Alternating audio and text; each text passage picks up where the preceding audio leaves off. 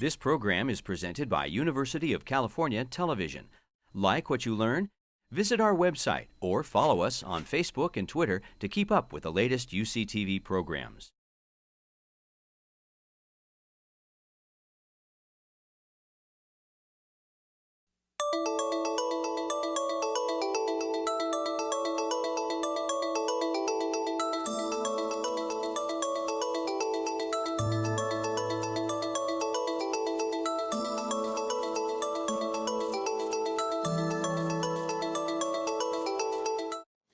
So every year we give you an overview of the past year most important literature in transplantation. We like to call it what's new and what's hot in transplantation.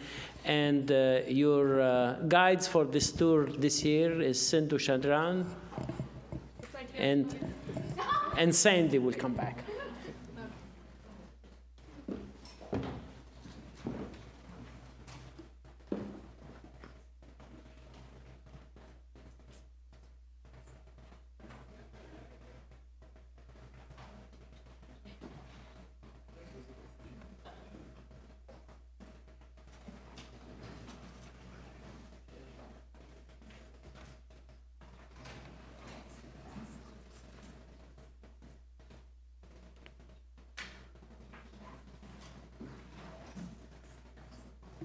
Okay, very good. So I'm Sindhu Chandran, one of the transplant nephrologists at UCSF, and I know we are officially done with the program by this time. But so in the interest of time, I'm going to go through these studies pretty quickly, and then we can take questions at the end. So I have some really nice studies that were published in the last year or so that we want to talk about. So first, jumping right in, I'm going to talk about two studies which looked at living donors. So, living donation has been around for at least 60 years now, and every year about 5,000 or so people donate a kidney in the United States. But the question remains, how safe is living kidney donation? I think we are fairly confident that perioperative death rates are very low and that long-term survival of donors is comparable to non-donors. But what about the risk of ESRD? So previous studies which have looked at this have basically looked at living kidney donors and compared them to the general population and said that there is not an increased risk of ESRD. However, the general population is composed of both healthy and unhealthy people, whereas the donor population is really quite healthy. So this is confounded by an inherently high risk in the comparator group, and also some donor subgroups have been identified which seem to have higher risk, like male donors or black donors who tend to have higher rates of developing ESRD, but they may be coming with an inherent risk which exists pre-donation. So the real question is, what is the risk attributable to donation itself? And this is what was, this study tried to answer by Mozale and others from the group from Johns Hopkins, basically. So this was a retrospective matched cohort study which looked at all adult live donors in the United States between 1994 and 2011. So as you can imagine, they came up with 96,000 patients. And they derived controls, healthy controls, from the NHANES cohort 3, 1988 to 1994. So they started off with 20,000 patients in this control group, and they were screened to exclude conditions that would have, potentially precluded donation. And then they were matched with these living donors, so they came up with about 9,000 controls.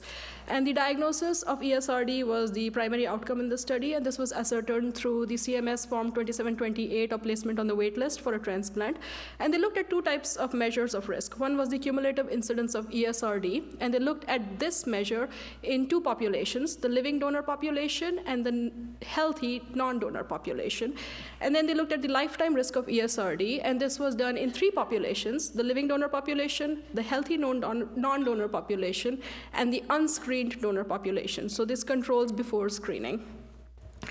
So here you can see the results. 99 donors developed end-stage renal disease in a mean of 8.6 years after donation among 96,000 donors. And when you look at these graphs, the panel on here, on the top left-hand side, is the cumulative incidence of end-stage renal disease at 15 years. And as you can see, there is a significant difference. Living donors have a higher risk of developing end-stage renal disease as compared to healthy non-donors. And that risk is about 30.8 per 10,000 10,000 compared to 3.9 in non-donors. And when you break this down into groups by race and ethnicity, you see the same thing. You see that this difference persists within each race or ethnic group, so that black donors have a higher risk than black non-donors, Hispanic donors have a higher risk than Hispanic non-donors, and white donors have a higher risk than white non-donors. And the magnitude of that, you can see here the absolute difference in risk. So that for all donors, there was an increase of about 26.9 per 10,000 in the risk of developing end-stage renal disease at 15 years. And the risk was highest in black donors, about the same, about 25 per 10,000 in all the other groups. So again, they did a subgroup analysis within the living donors and then looked at whether or not these factors influence the risk of developing ESRD. And they found that it did vary significantly with age, so that people who were older than 60 had the highest risk of developing end-stage renal disease, whereas the lowest risk was seen in those between 40 and 49 years of age. When you looked at both race and sex, you found that black men had the highest risk of developing, black men donors had the highest risk of developing ESRD compared to white women donors. As far as relationship to the recipient was concerned, biologically related donors did not have any statistically significant differences from biologically unrelated donors. And then to look for era effects, because they spanned a broad interval of time from 1994 to 2011, they looked at different years and they did not find any temporal trends in the risk of ESRD between 1994 and 2011. Now, when you look at the estimated lifetime risk of ESRD, I think this graph is very interesting because it tells you that if you follow them through ages from 20 to 80, the lifetime risk of ESRD is definitely high in living donors as compared to healthy non-donors across all ages. So the difference goes from, it's from 0 to about 5 or so at the age of 40 years, and it goes from about 14 per 10,000 to 90 per 10,000 when you go up to 80 years of age. And so that's interesting. And then you find that similar to previous studies, the increased lifetime risk of ESRD is it's not increased when you compare it to unscreened non-donors, or basically what we would call the general US population. So what did this study tell us, basically? So this study basically confirmed previous studies which showed that the risk of ESRD in living kidney donors is not elevated compared to the general population of unscreened donors, or unscreened demographically matched donors. However, this was the first study to show that there is a strong and statistically significant association between donation and the risk of ESRD, and that this difference persists within each race and ethnic group. Okay, I think the reassuring part of this study is that the magnitude of the absolute increase in risk was not very high. It was about 25 per 10,000 for most groups. So I think it helps us. The way the study helps us is by giving us information that we can share with the donors about the risk of donation, particularly applicable to their race, their ethnic group, their age, and then I think for them to make an informed decision about donation. And it helps to quantify the risk which is specifically attributable to donation itself. So the next study looked at pregnancy in living kidney donors, another topic which is very interesting and often, a question which is asked to us by women donors. 60% of living kidney donors are women. And as you all know, that the normal kidney undergoes a profound adaptation during pregnancy. So the question is, are there unique risks to women donors in terms of the impact of donation on future pregnancies? And so this study was looked at by Garg and others for the donor network, and this was published in the New England Journal earlier this year. Similar to the other study, it was a retrospective matched cohort study, but this one used linked healthcare databases in Ontario, Canada. And the benefit of using these databases is that in Canada, in Ontario, there is universal health coverage. So everybody, you have lots of data and complete data on all these women, pregnant women who were donors as well as non-donors. And the other thing is they have a mandated reporting of outcomes, maternal and fetal outcomes, to the birth registry. So that gives you the opportunity to capture all these data on the pregnancies. So they had two study groups, women donors between 92 and 2010, and a matched set of healthy non-donors that they got from the same area. And after screening to exclude medical conditions that could increase their risk that would have normally precluded donation, they ended up with about 510 controls and 85 donors. So to be in the study, these patients had to have had at least one pregnancy with greater than or equal to 20 weeks gestation during follow-up. So the follow-up was till the subject died or emigrated or, till the end of March 2013. And the primary outcome in this study was the incidence of gestational hypertension or preeclampsia. So here you can see these are the maternal and fetal outcomes. As you can see, there were about 131 pregnancies in donors and 788 pregnancies in non-donors. All these deliveries happened in the hospital. Less than 2% of them were twin pregnancies, so mostly singleton pregnancies. About the median age in both these groups was about 29 years, and about 30% of patients had had a prior pregnancy in both groups. So they were pretty comparable at baseline. And so the primary outcome, which was defined as either gestational hypertension or preeclampsia, was seen in 15 out of 131 pregnancies in donors versus 38 out of 788 pregnancies in non-donors. So there was a definite increase in the risk of this primary outcome, which was 11% in this group, donors, versus 5% in the healthy non-donors. So the odds ratio of about 2.4. When looked at individually, each of these components also was increased in a statistically significant manner with an odds ratio of about 2.5 for both of them. Other outcomes such as cesarean section, prematurity, low birth weight, etc., were not different between the two groups, and there were no instances of major adverse outcomes such as maternal deaths, neonatal deaths, or stillbirths in either of these two groups. So the study authors also performed and repeated the analysis in 3 pre-specified subgroups because they wanted to see if there were any factors which increase the risk of developing this outcome in donors. And the 3 groups were, one of them was looking at the age at the time of pregnancy, so those less than or equal to 32 years versus those who are over 32 years old, whether or not they'd had a prior pregnancy, and then the timing of pregnancy with respect to donation or cohort entry. So they looked at those who became pregnant within 2 years versus those who became pregnant after 2 years.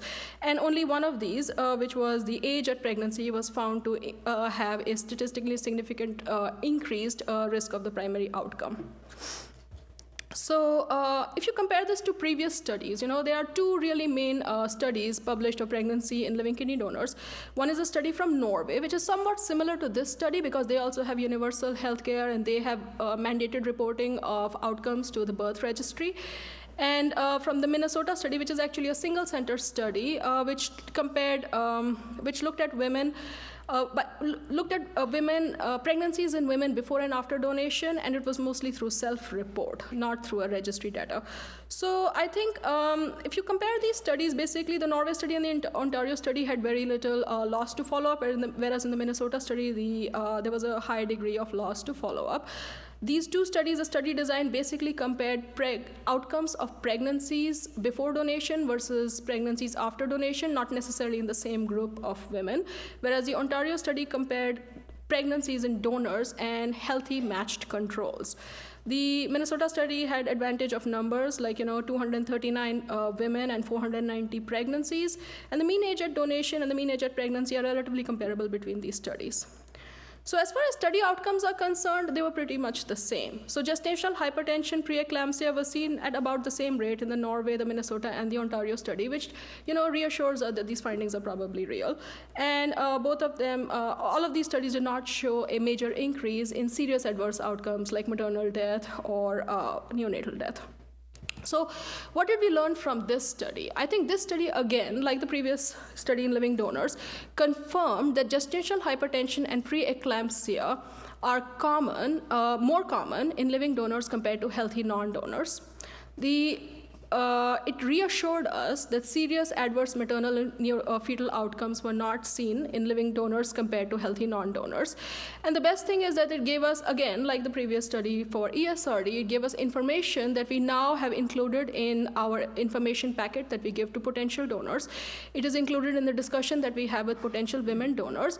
And it also, I think, serves as a guide for patients, for people who are going to be taking care of pregnant donors to be on the lookout for these sorts of complications. So the next 2 studies that I'm going to talk about basically looked at different approaches to transplanting sensitized patients. So, patients who have a high PRA, as Dr. Fries indicated, now receive priority under the new allocation system. But these these patients still face extended wait times to get a kidney transplant. And once they get a transplant, they are still faced with a much higher risk of early acute rejection, humoral rejection, as well as graft loss. So one approach is desensitization, which is the reduction or elimination of HLA antibodies prior to transplant in the hopes of A, increasing access to transplantation, and B, reducing their risk of developing early acute rejections. So the two approaches that were looked at in these studies that I'm going to talk about are B-cell depletion using rituximab and terminal complement inhibition using eculizumab. So rituximab is a monoclonal antibody to CD20, which is present on the surface of B cells and leads to a depletion of B cells when given. And then eculizumab is a terminal inhibitor of the terminal complement cascade. It is basically an antibody to C5, and by binding to C5, it prevents its cleavage into C5a and C5b, and then prevents the generation of the membrane attack complex, which is C5b joining with 6, 7, 8, 9 to form the membrane attack complex, which causes complement-mediated damage. So this first study took a look at the impact of rituximab on HLA antibody rebound following incompatible kidney transplantation, HLA incompatible kidney transplantation. I think there have been multiple reports of successful reduction in DSA prior to transplantation with rituximab, but this was the first study which looked at what happens to the levels of these antibodies after transplant, particularly when you go further and further away from the transplant. So this was a retrospective single-center analysis from Johns Hopkins. They looked at two groups of patients, and this was derived from patients who were undergoing desensitization with or without rituximab. All patients received alternate-day plasmapheresis, IVIG, Prograf, and CellCert before the transplant. The patients in the rituximab cohort received a single dose of rituximab on day -1, and they had 25 patients in each group. These were basically historical controls for the rituximab group. And then they looked at, like I said, the incidence of post-transplant HLA antibody rebound. So when it comes to patient demographics, the significant differences are seen in the immunologic risk factors, and that is because they had a strategy of reserving rituximab for patients who are more highly sensitized and at a high risk of rejection.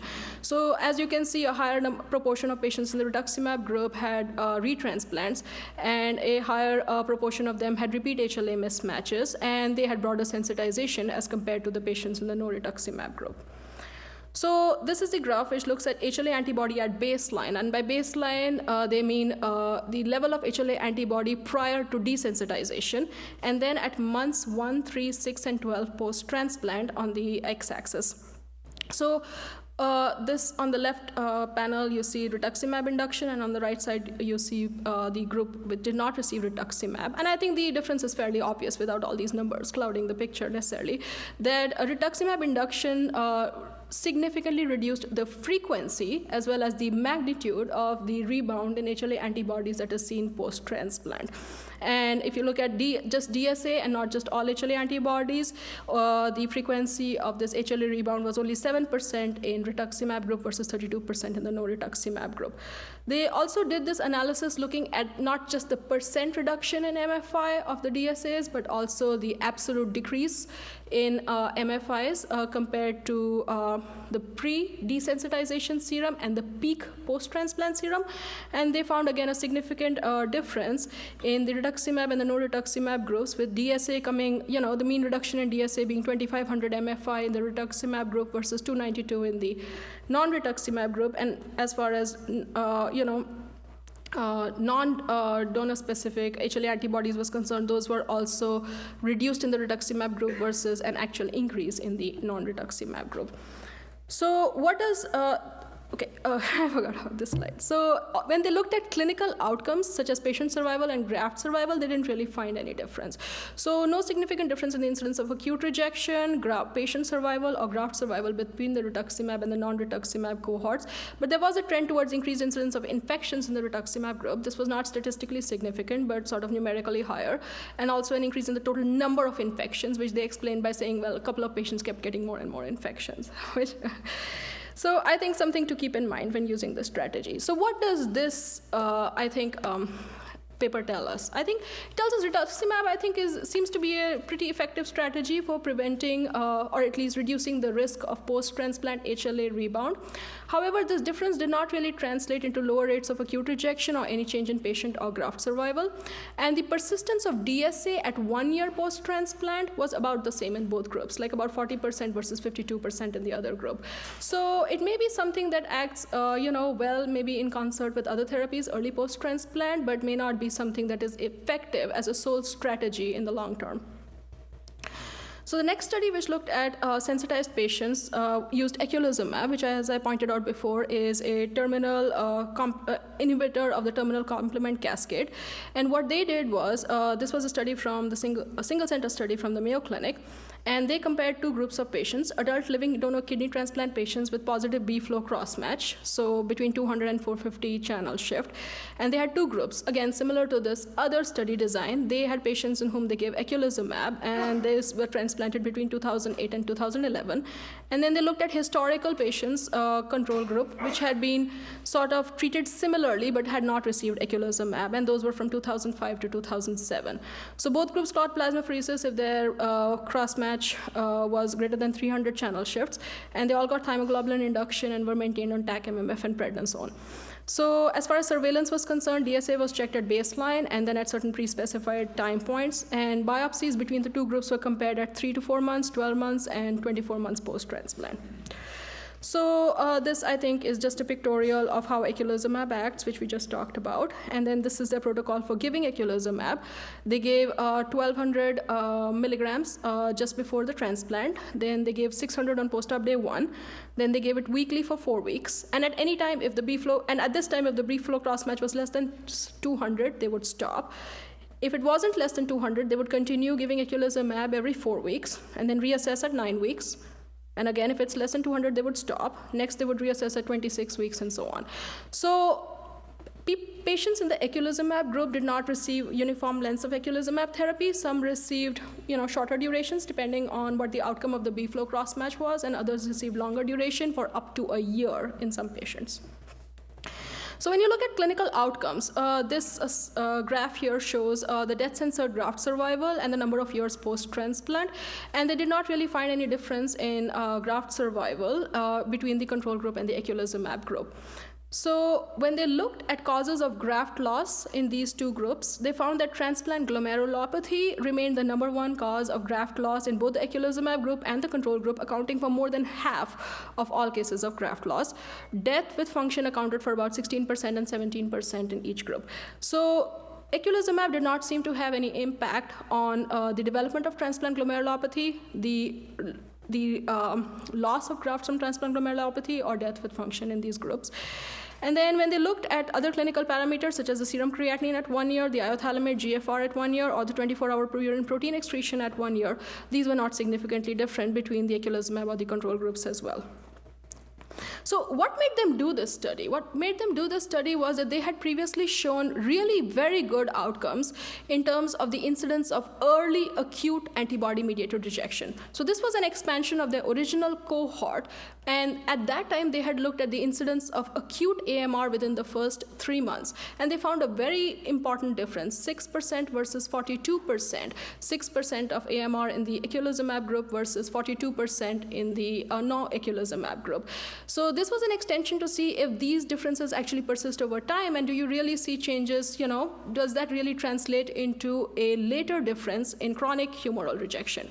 But it was kind of disappointing, because when they looked at the time period starting from 3 months post-transplant to 2 years post-transplant, the presence of subclinical acute AMR, which means that the graft function was stable, but they had C4d positivity or capillaritis or other features of AMR, was really no different between these two groups. 35% versus 46%, again, same and the same. So really no difference between the controls and the eculizumab group. And when they looked at transplant glomerulopathy in controls versus eculizumab group, again, no difference. And what is striking is the high incidence. If you look at it, 30% of kidneys having some sort of acute AMR type pathology on early biopsies within the first 1 to 3-4 months, 1 year and 2 years, as well as the development of this what we call chronic rejection. But even at 1 year, you see that 25 35 to 40% of patients have chronic humoral rejection, and at 2 years, nearly half or over half of patients, these highly sensitized patients, have chronic humoral rejection. So what did we take from this study? I think the interesting thing about this study is that although eculizumab seems like a really good strategy for preventing early humoral rejection, it is not quite so valuable at preventing late humoral rejection. And the difference is also not seen in terms of clinical outcomes. So what this suggests is that when they looked at the eculizumab group, those who were treated for longer versus those who were not treated did not seem to have a difference either. And the only difference seemed to be that those who had a persistently positive B-flow cross-match actually tended to do worse in all of these outcomes as compared to those who were negative. So despite the fact that eculizumab was continued in these positive B-flow cross-match patients versus not being continued in those who turned out to be negative, they still had worse outcomes.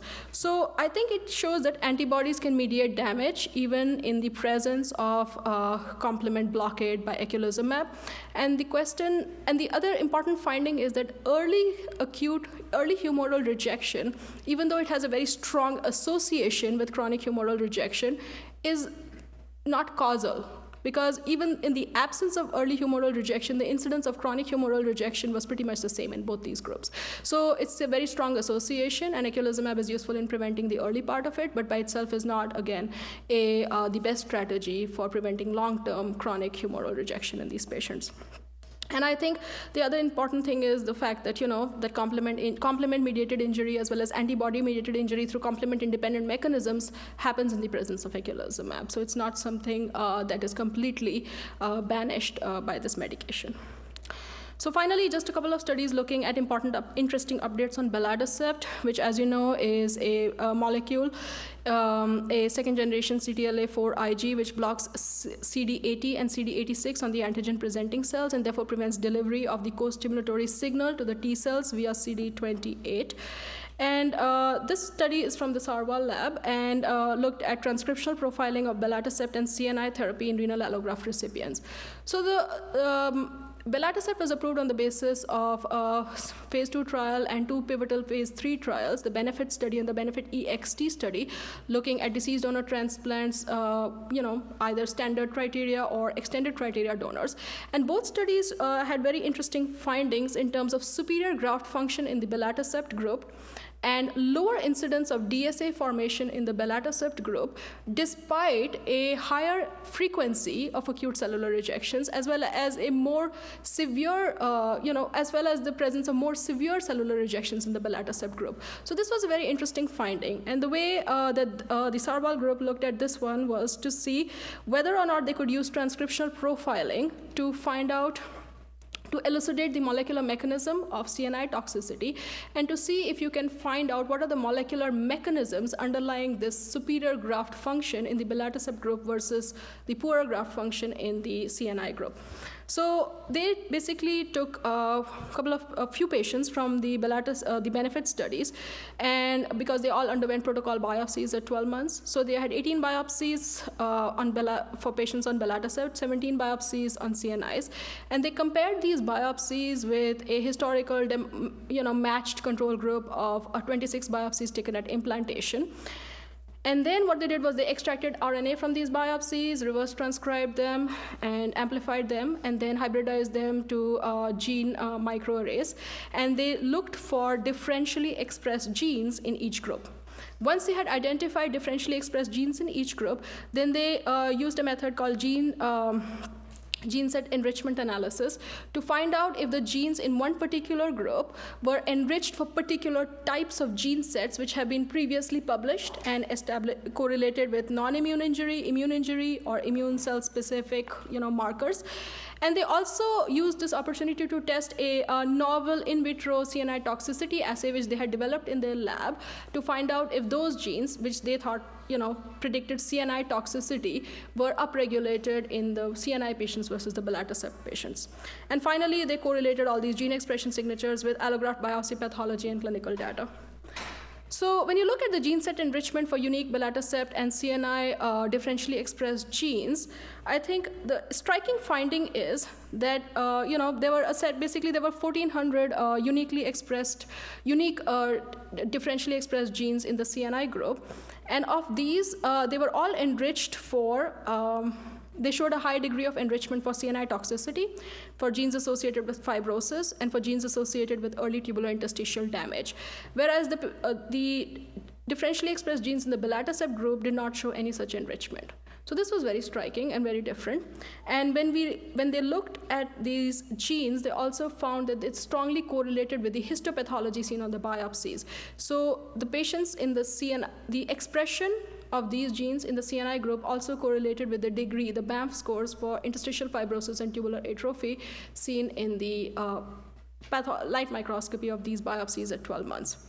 When you looked at the Balad Acept group, so there were about 3,000, little over 3,000 unique differentially expressed genes in the Balad Acept group, and they tended to correlate with wound healing, with acute rejection, and with genes associated with progressive immune injury. So that was interesting, and when they looked closer, they found that these genes tended to reflect mostly monocyte and NK cell activation rather than B cell or T cell activation. So several of these genes were found to strongly correlate with GFR at 36 months. Some of these were solute transport carriers, and they identified 4 of these which correlated with GFR at 12 months. And then they also found some differentiation associated genes which correlated with the GFR. The mechanism of exactly how these genes may be involved in predicting this GFR is not completely understood, but I think that will be something that will be, I think, tested in the future. So finally, I think this is like the heat map that of a cluster heat map of the gene expression, which was shown by Minnie before, where here, on the x-axis, you see we have patients, samples from patients on CNIs, patients on Balad Acept. And on the x-axis, you also see that these red ones are the samples from patients with acute rejection. And on the y-axis, you have all these different genes. And what they looked at in this one is the expression of 73 rejection-associated genes. And they found, in the Balad Acept group, you see all this red here, there is a much higher expression of these rejection-associated genes in Balad Acept tissue samples as compared to the CNI samples, which did not show this. And particularly, these seem to be in those patients who had acute rejection, these patients over here. So I think what we learned from this study is very interesting, that these genes associated with CNI toxicity are enriched in the patients on CNI, and they correlate with the pathological changes, which means that the CNI toxicity may be the primary driver of chronic injury seen on pathology on these patients, and that this may also be an explanation for the superior kidney function seen in the Balad Acept group, since this chronic injury was not seen in the Bella patients, and the enrichment for these toxicity genes was not seen in the Bella patients. The second thing that is interesting is that the upregulation of these genes for acute rejection and immune activation was seen in the Bella patients, but this did not predict GFR. As we know from the BENEFIT and the BENEFIT-EXT study, cohort from which these samples were drawn, the kidney function was superior despite the presence of these immune activation genes. And we also know that they did not predict acute rejection subsequently in these patients, even at 1 year and so on. So I think it sort of creates the scenario where it may be more of a marker of previous acute rejection and of tissue remodeling, and may not necessarily have a direct impact on kidney injury or chronicity in the kidney. And we don't know exactly why, but that's something that I think remains an area of research. So finally, this study on Balad Acept looked at kidney transplant patients with Balad Acept and tried to see if there were any differences in the B cell compartment in these patients. So this was a prospective clinical study from France. They enrolled 3 groups of first kidney transplant recipients. 2 of these groups had stable kidney function, and out of them, 1 was on Balad Acept maintenance, another group on CNI maintenance, and then they had 1 group with a chronic humoral rejection. And they performed a B cell phenotype analysis in these patients. They isolated peripheral blood mononuclear cells, purified total B cells from the isolate, and then did flow cytometry to characterize the phenotype and real-time PCR to do transcriptional profiling. So when we look at peripheral blood lymphocyte counts, I think, there's the Balad Acept group, the CNI group, and the chronic rejection group.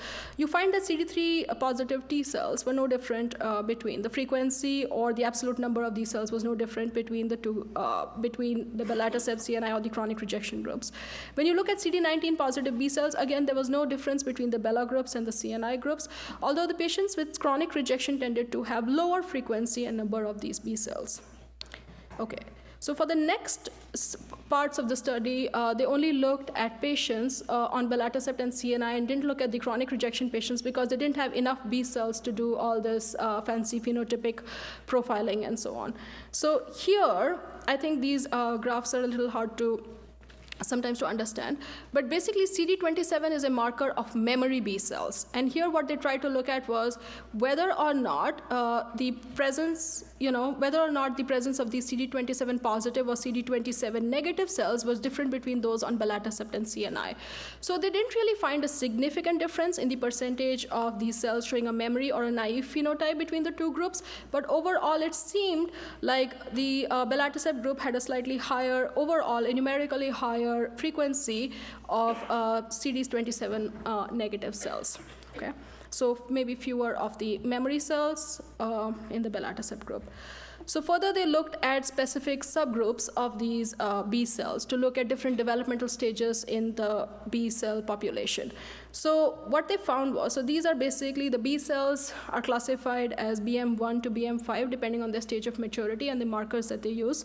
So I think I'm not going to go through in this in very much detail about this, but what they found was that with regard to naive B cells, there were a lower number of virgin naive B cells, but a higher number of activated naive B cells, a higher proportion of transitional B cells, which may have some sort of regulatory function, but a lower number of late BM5 cells, which are basically memory B cells in the Balad Acept group.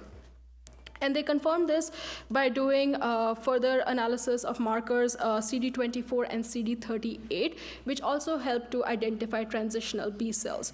So this is a representative dot plot of these B cell subsets. And as you can see, they used a gating strategy of CD24 and CD38.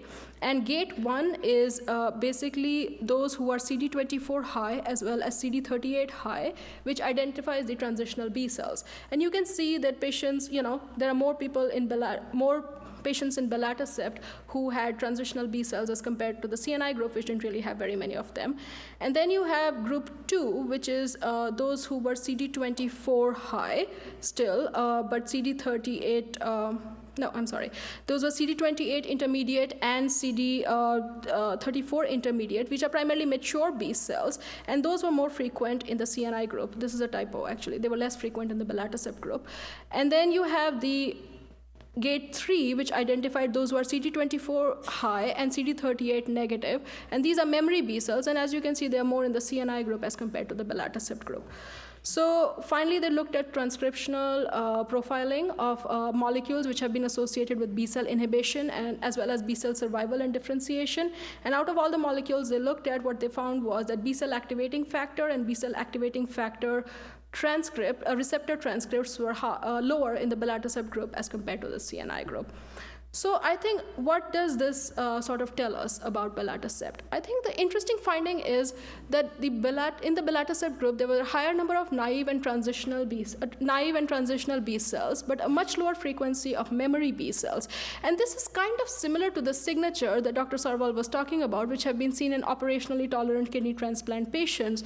So I think this is very promising. The other thing is that the primary rationale for the use of Balad Acept was its effect on T cells and on co-stimulation blockade. But this is the first study which sort of, or at least one of the first studies, which tells us that the Balad Acept seems to have a direct effect on the B cell compartment, and this may explain some of the, it may explain in part why there was a lower incidence of DSA production in the Balad Acept group compared to the CNI group in the BENEFIT and the BENEFIT EXT studies.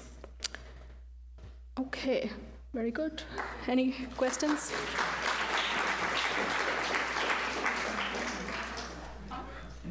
Okay. He wants me to go.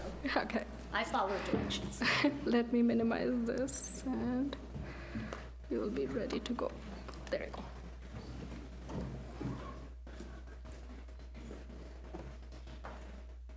Oh, here's the mouth. All right.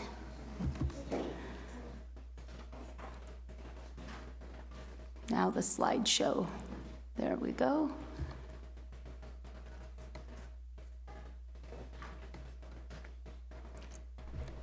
There.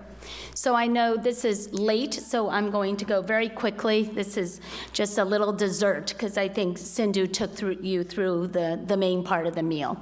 So a disclosure. I think we all have to say that a highlight of this past year was this photo. Who do you recognize? Well, I hope you recognize the guy who's doing some of the work signing the picture, but right to his right-hand man is none other than Peter Stock, Super Doc. And I don't think he's here today, but how can we have a meeting without his presence?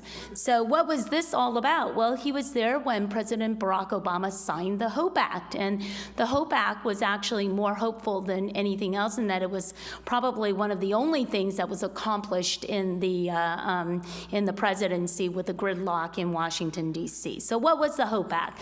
The HOPE Act is the HIV Organ Policy Equity Act. For decades, organ transplants utilizing organs from HIV-positive individuals was illegal.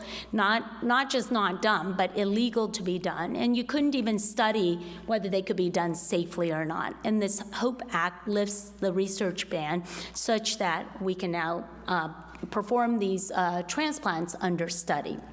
So why was this hot? Because also in the New England Journal of Medicine this year, there was a publication from South Africa. Elmi Mueller and her colleagues performed 27 transplants using kidneys from HIV-positive donors. The donors had to have been naive to or on first-generation antiretroviral therapy because obviously you didn't want to take risk of introducing resistant strains of HIV virus, and they had to have undetectable HIV RNA, exclusion criteria, active tuberculosis, HIV disease, and abnormal renal function. Recipients had to have been on antiretroviral therapy for more than 3 months with good CD4 T cell counts, no detectable RNA, more than 6 months of treatment if they had tuberculosis, and no infectious diagnosis of AIDS. And they underwent standard immunosuppression, everything that you know today. And what were their outcomes? The HIV outcomes were excellent. You can see that even after depletion, these were the CD4 T cell counts at 1 and 3 years post-transplant. There was no breakthrough of HIV viremia. There were 5 patients who experienced 8 episodes of rejection, and there were 5 deaths, however, in this cohort of 27 patients, several at less than 1 year, and 1 at 5 years post-transplant from lung squamous cell. So you can see that this picture is not dramatically different than what you might expect of transplantation in South Africa, and indeed they did compare to their HIV-negative patients. What you see is a graph of death-censored graft survival for the HIV-positive donors, and these were whether they received kidneys from HIV-positive or HIV-negative donors, and you can see these are the statistics and the patient survival statistics. So I think this is just an interesting breakthrough for which I think we at UCSF, Peter Stock is president of the ASTS, he had a little bit of a personal moment there. So that's one thing that was kind of hot, I think. The second thing is actually a fairly straightforward concept, but I think it's always nice to see common sense play out in studies. And this is looking at pre-transplant medication non-adherence and its impact on post-transplant immunosuppression non-adherence. This came from a Swiss transplant cohort study where they started out with 2,400 patients in the data set, and for a variety of reasons, they came down to 1,500 patients for which they had data. And what were they doing? They were trying to assess pre-transplant non-adherence as well as post-transplant non-adherence using 2 self-reported questions in this thing called the BASIS instrument. And they asked it both pre-transplant and at 4 time points post-transplant. How often did you miss a dose of medication in the last 4 weeks? And did you miss more than 1 consecutive dose of medication? They use statistical analyses to look for, to perform their analysis. So what did they find out? Well, the population is a combination of kidney, liver, lung, and heart patients. These are the numbers and the number of questionnaires that they received at the various time points. And not surprisingly, if you were not adherent pre-transplant, you were at much higher risk of being non-adherent post-transplant. And these are the actual data. So you can see at pre-transplant, the percent of non-adherent patients is shown. The solid gray line is the sum of all of the patients, and the kidney patients are the dotted line that you can see. So everybody has a fairly similar course. And using the reference group, the most compliant time point was 6 months post-transplant. You can see pre-transplant, most people were more non-compliant. And then after transplant, although they were good for the first 6 months, behavior clearly deteriorated as non-adherence increased post-transplant. And so is actually non-adherence important in transplantation? And I think that we all think that we tell our patients to be adherent. Now, do we have evidence that non-adherence at some degree is detrimental? We know the people who stop drug, but what if you just start missing drugs, and therefore you have fluctuating drug levels? And so this is a measure of non-adherence. So there was a study published this year in Kidney International. This has been shown actually in liver transplant, but this is now being shown in kidney transplant. It's a retrospective cohort study of 350 adults who underwent kidney transplant. And all they did was they looked at the standard deviation of tacrolimus levels, and they had a median of 15 trough tacrolimus levels to look at. And they looked at the relationship of the standard deviation with several composite endpoint of late allograft rejection, transplant glomerulopathy, or graft loss, including and excluding death. And what did they find? Well, at lower thresholds of standard deviation, there was really no significant change. As you can see, the the failure probability was comparable with a standard deviation threshold of 1.5 or 2.0. However, if there were wider fluctuations in tacrolimus drug levels, you can clearly see that people had more failure and people reached that composite endpoint more frequently. And so I think this is, one more slide, and there's certainly a graded effect. You can see that the hazard ratio increases with the standard deviation, and it reaches significance at the highest standard deviation. So I think this is interesting and important because I think if we see widely fluctuating tacrolimus levels, it's I think a biomarker for non-adherence. It's a nice biomarker because it's pretty darn simple. There's a risk threshold. You know, there are going to be fluctuations. These lab tests are very sensitive, so there are going to be natural fluctuations. But if you get past the risk threshold, bad things are much more likely to happen. There's pretty good accuracy, and we need to, however, demonstrate whether it's going to be responsive and sensitive to intervention, which I think common sense would say that it would be. It seems to be a biomarker that can be easily integrated into practice in real time with minimal burden, but it certainly does need to be more prospectively and widely validated. So I'm going to close, again, I'm trying to stay super brief here, on donor kidney biopsies. We've heard a lot about, Chris, about making these decisions. You've seen in the earlier session, should donor kidney biopsies enter into our utilization decisions, and what is the impact of cold ischemia time? What is the impact of getting a biopsy on cold ischemia time? And is cold ischemia time important? So there was a study published in JASN by Bert Kosiski and colleagues looking at the importance of kidney biopsies in making utilization decisions. They looked at kidneys that were discarded, which had available biopsy reports. They looked at contralateral controls that were actually transplanted from the same donor, and then they looked at some randomly matched controls by these criteria that you see here. And so they started out with 1 year of transplants, 7,200 transplants from deceased donors, and they eliminated the transplants where 2 kidneys were transplanted and where no kidneys were transplanted. So that left 580 donors where 1 got transplanted and 1 did not. And then eliminating the cases where the discard was for a non-biopsy reason, they basically ended up with 83 cases and 83 contralateral cases, as well as those additional randomly matched controls.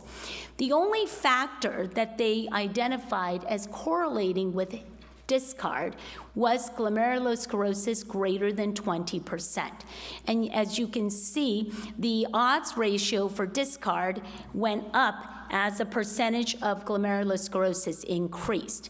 As you can also see in the cases where the kidney was discarded, 33% had 20% glomerulosclerosis or higher, whereas the contralateral controls, only 5% had high glomerulosclerosis. And so again, this seems to make sense. People tended to throw out kidneys that had high percentage of GS. However, they thought that actually GS is probably not a really great marker. And because if you did 2 biopsies on the same kidney, this was the correlation of GS between the first biopsy and the second biopsy. So while there is a vague correlation, you can see that there's some biopsy cases where the second biopsy had 0% GS and the first biopsy had 10, 15, 20 and higher, and vice versa. So first of all, the 2 biopsies of the same kidney, lots of sampling error.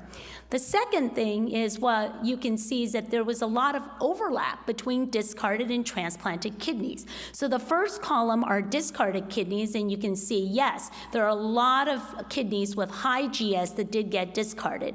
But you can also see that there are quite a few kidneys with low GS that got discarded, and there's a lot of overlap between transplanted kidneys. So I think this study really tried to call some caution into relying solely on the kidney biopsy or overly on the kidney biopsy results to make these utilization decisions. So why might this be? Well, there is some issues that may relate to poor information quality that you get from a biopsy.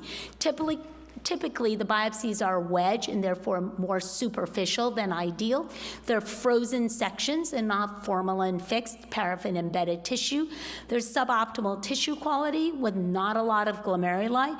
They're read by general and on-call as opposed to renal pathologists. And the readings, the reports have incomplete information. And you can see that less than 50% of biopsy reports actually had a comment on arteries or interstitial inflammation. So these might be the reasons why the information we get from a kidney biopsy in the middle of the night is not really what you get day to day. Now, we published a paper 10 years ago showing that if we decreased biopsy frequency, we dramatically decreased cold ischemia time, and we decreased the frequency of delayed graft function. So you can see the recipients, the recent ECD recipients, which are not so recent anymore because the publication was 10 years ago, there were 4 out of 17 biopsies. This was for CTDN, or 24% got biopsy, whereas in historical controls, 85% of kidneys got biopsied.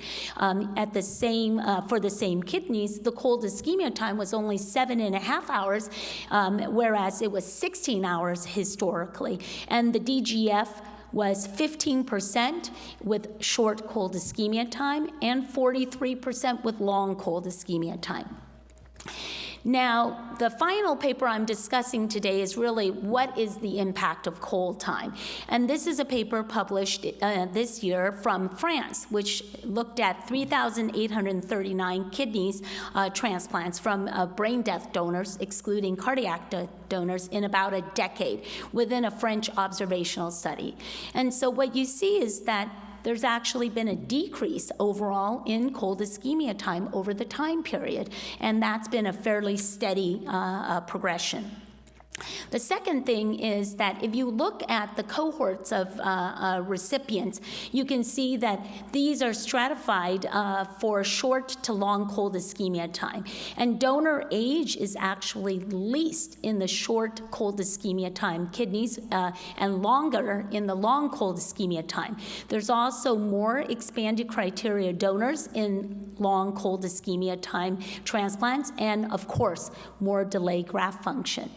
However, so it shows you that cold ischemia time is not only a pure factor, but other issues may be coming to play. If you have a great kidney, it might get into someone faster because it's not bouncing around among centers. However, they did show that there is an increased risk of graft failure associated with cold ischemia time, and also an increased risk of patient death.